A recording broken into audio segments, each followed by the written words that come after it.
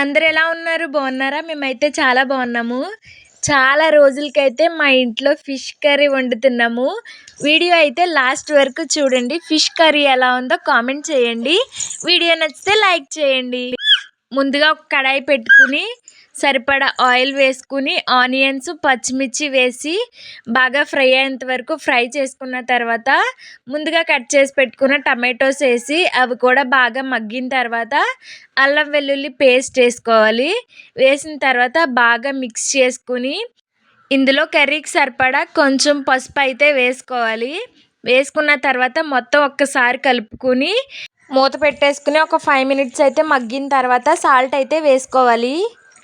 Salt అయితే ఇప్పుడు కొద్దిగా వేసుకుని కూర ఉడికే టైంలో కర్రీకి సరిపడా సాల్ట్ అయితే వేసుకోవాలి.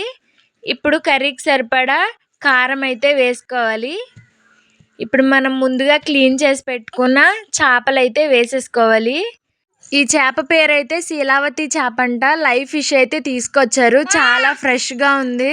ఇంకా దీంట్లో ఫ్యాట్ కూడా చాలా ఉందన్నమాట.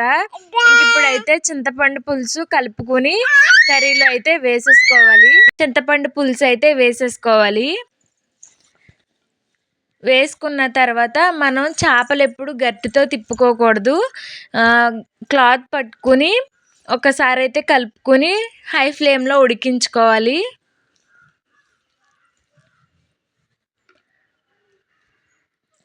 ఫిష్ కర్రీ అంటే ఎంతమందికి ఇష్టమో కామెంట్ చేయండి. చూసారా ఇలాగ ఉడికేటప్పుడు ఇంకా మొత్తం కర్రీకి సరిపడా ఉప్పు అయితే వేసేసుకోవాలి. వేసుకున్న తర్వాత మళ్ళీ ఒక్కసారి క్లాత్ పట్టుకుని తిప్పి ఆయిల్ ఇలా పైకి తేలేంత వరకు కర్రీని అయితే ఉడికించుకున్న తర్వాత ఇందులో అయితే మనం కొంచెం ధనియాల పొడి అయితే వేసుకోవాలి. వేసుకున్న తర్వాత యమ్మీ ఫిష్ కర్రీ అయితే రెడీ అయిపోతుంది. ఎంతమందికి ఫిష్ కర్రీ ఇష్టమో కామెంట్ చేయండి. అలాగే మన వీడియోస్ ఎవరైనా కొత్తగా చూస్తుంటే ప్లీజ్ సబ్స్క్రైబ్ చేసుకోండి. నా ఛానల్ని సపోర్ట్ చేయండి. Thank you for watching. Bye bye.